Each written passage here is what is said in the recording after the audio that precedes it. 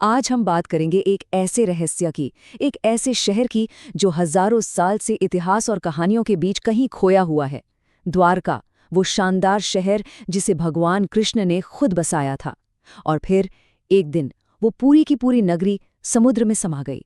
तो चलिए इस रहस्य में गोता लगाते हैं।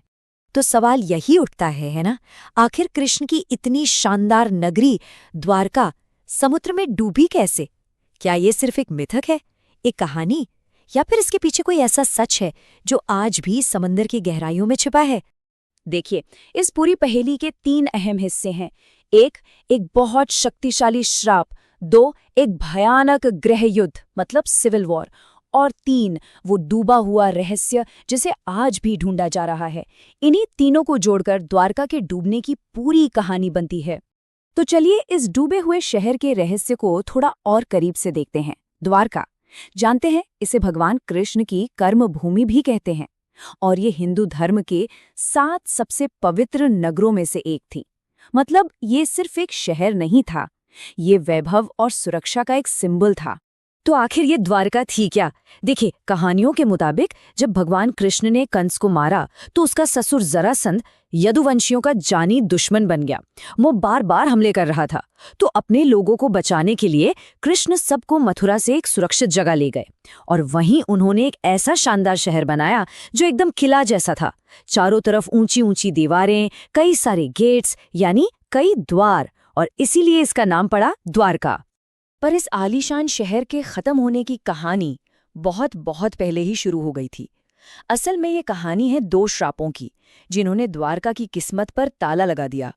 हाँ, द्वारका का विनाश किसी एक वजह से नहीं, बल्कि 2 शक्तिशाली श्रापों से जुड़ा है। पहला था गांधारी का श्राप, जो महाभारत युद्ध के बाद एक माँ के टूटे हुए दिल से निकला।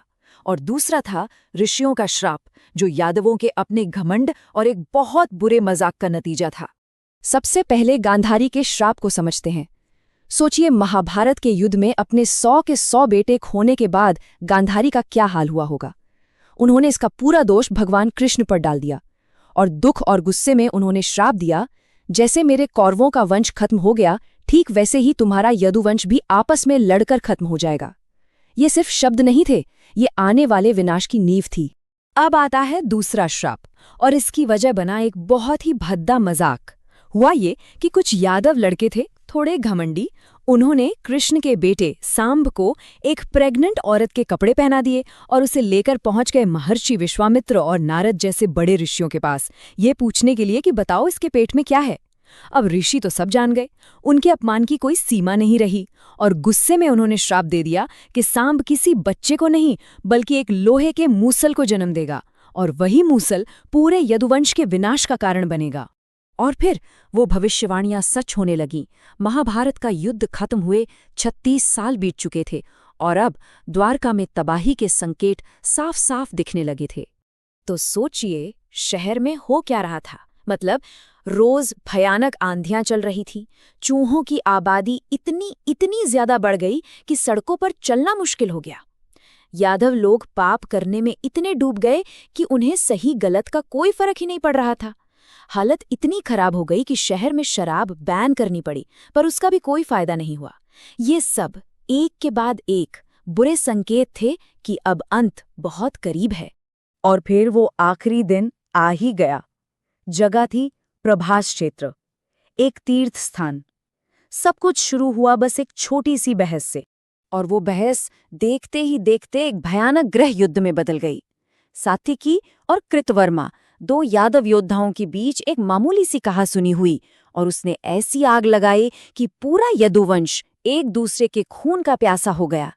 भाई ने भाई को मारना शुरू कर दिया, और पूरा का पूरा वंश आपस में ही कट कर मरने लगा। और यहीं पर वो दूसरा श्राप सच हुआ। कहते हैं कि गुस्से में भगवान कृष्ण ने जब पास में उगी हुई अर्का नाम की घास को हाथ में उखाड़ा, तो वो घास ऋषियों के श्राप की वजह से एक लोहे के मूसल में बदल गई, और फिर उसी हथियार से बाकी बचे यादवों ने एक दूसरे को खत्म कर दिया। तो गृह युद्ध में यदुवंश का तो अंत हो गया, लेकिन अब बारी थी उस शानदार शहर द्वारका की। अब समुद्र उसे अपने आगोश में लेने के लिए तैयार था। तो आखिरी दिनों में क्या हुआ? सबसे पहले उस गृह युद्ध में कृष्ण के बेटों समेत पूरा का पूरा यादव वंश खत्म हो गया, सब खत्म। फिर कृष्ण के बड़े भाई बलराम ने भी अपना शरीर त्याग दिया। इसके बाद एक शिकारी था जरा नाम का, उसने गलती से कृष्ण के पैर में तीर मार दिया और उन्होंने भी अपनी देह छोड़ दी। अब अर्जुन पहुंचे बची खुची औरतों और लोगों को बचाने के लिए, और कहते हैं जैसे ही आखिरी इंसान ने द्वारका से कदम बाहर रखा, वैसे ही समुद्र आगे बढ़ा और पूरी की पूरी नगरी को अपने अंदर समा लिया। हजारों सालों तक ये सब कुछ बस एक कहानी बनकर रह गया, एक बहुत ही ताकतवर लेकिन फिर भी एक मिथक। लेकिन सवाल तो ये है कि क्या ये सच हो सकता है? क्या वाकई में ऐसा कोई शहर था? और यहीं से हमारी कहानी पौराणिक कथाओं की दुनिया से निकलकर आज के विज्ञान की दुनिया में कदम रखती है। कृष्ण के उस खोए हुए शहर की आधुनिक खोज, क्या हमें कुछ सबूत मिले हैं? चलिए देखते हैं। तो हुआ ये कि साल 2005 और 2007 के बीच आर्कियोलॉजिकल सर्वे ऑफ इंडिया और हमारी नेवी ने मिलकर समुद्र में खोजबीन शुरू की, और उन्हें जो मिला उसने सबको हैरान कर दिया। सोचिए, पानी के नीचे 560 मीटर लंबी दीवार का एक हिस्सा, हजारों साल पुराने मिट्टी के बर्तन, दूसरी कलाकृतियां, ये वो सबूत थे जो सीधे सीधे उसी कहानी की तरफ इशारा कर रहे थे जिसे लोग बस एक मिथ समझते थे। और फिर एक नंबर सामने आया जिसने पूरी बहस ही बदल दी। वो नंबर था 9000।